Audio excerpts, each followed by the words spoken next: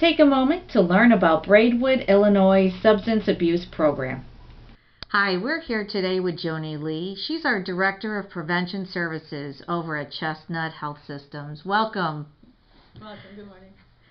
So, Joni, can you tell me a little bit about what does Chestnut Health Systems do? What is that all about? We are a not-for-profit organization that treats substance abuse problems, largely treatment. We provide treatment services for mental health also, and our local office, which is in Joliet, does prevention. We work to prevent young people from getting involved in substance abuse. So, what are some of the services that you provide? Well, through our office in Joliet, we provide support to local coalitions, substance abuse communities that want to address substance abuse. Okay, can you give me an example of one? Yes, Braidwood Area Healthy Community Coalition is one of our local coalitions.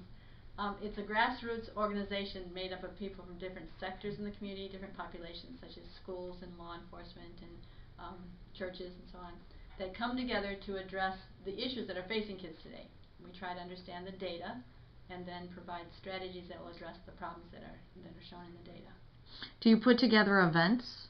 We do some events. Yes, we have an event coming up, and I'm sure the mayor would want me to mention. It's a substance abuse community forum. Not My Kid. It's a summit. Oh. Scheduled for April 19th on a Monday.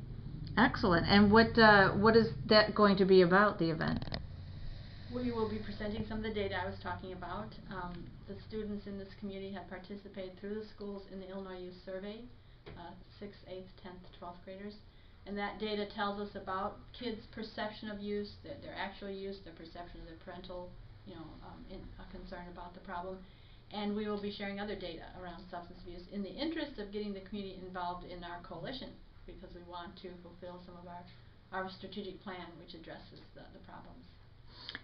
Tell me a little bit about the successes that you've had right here locally in town. Well, I think that we have increasing awareness, among the population of the need for parental involvement, parents to take a position. One thing we're trying to see greater success with is our Safe Homes directory. We are asking parents to sign a pledge saying that they will not provide to youth within their homes, so that when your child comes to my house and I'm signing the pledge, you know that they will not be provided with anything. They'll be watched over. We'd like to see more success with that, but I'd say our community functions, like we've had gatherings where people come out to learn more about the event as well as to have fun, have been successful. We were successful in acquiring a state grant that was through our organization, which permitted us to move forward with this strategic plan that I've been mentioning. One of the activities of the strategic plan is to implement a curriculum, a substance abuse prevention curriculum in the schools, so that kids become better educated about how to say no to drugs and what are the downsides of using drugs. That curriculum is called Toward No Drug Abuse. It's a high school level curriculum.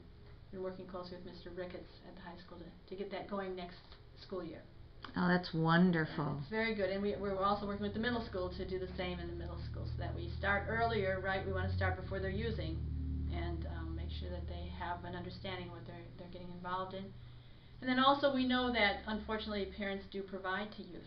They have the mistaken belief that if we just provide at home they'll be okay, or allow a safe environment, but really it starts the path of addiction, and it's a gateway.